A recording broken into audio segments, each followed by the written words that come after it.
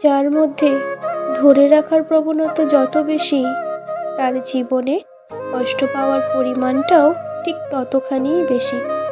জিনিস হোক বা মানুষ, কোনো কিছুই খুব শক্ত করে ধরে রাখতে নেই। নিজের সর্বোচ্চ চেষ্টা করার পরও যদি অপর দিক থেকে সমপরিমাণ সাড়া না পাওয়া যায়, তবে তা ছেড়ে দিতে হয়।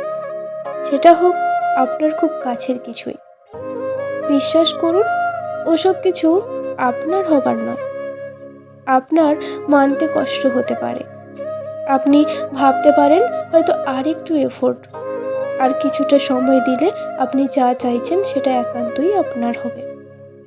কিন্তু ভালোবাসা দিয়ে যা আগলে রাখা যায় না, সেটা জোর করেও নিজের করে পাওয়া যায় না, কিংবা পেতে হয় না। কারণ জোর করে পাওয়া কিছুর মাঝেই ভালোবাসা থাকে না, ওসবে থাকে দম বন্ধের জ্বালানি।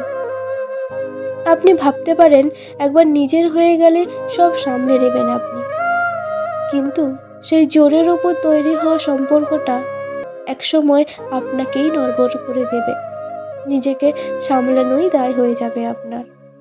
তাই ভালোবাসুন নিজের গণ্ডিতে থেকেই, জোর করে নয়। আপনি অবশ্যই চেষ্টা করবেন, অবশ্যই প্রার্থনা করবেন, কিন্তু জোর নয়। যদি স্বাচ্ছন্দ্যে কেউ আপনার হতে চায়, তবে স্বাগত জানান তাকে। আর যদি তারই ইচ্ছে না হয়, তবে নীরবেই ভালোবেসে যান তাকে। নিজেকেও মুক্ত রাখুন কারোর অভিযোগ থেকে।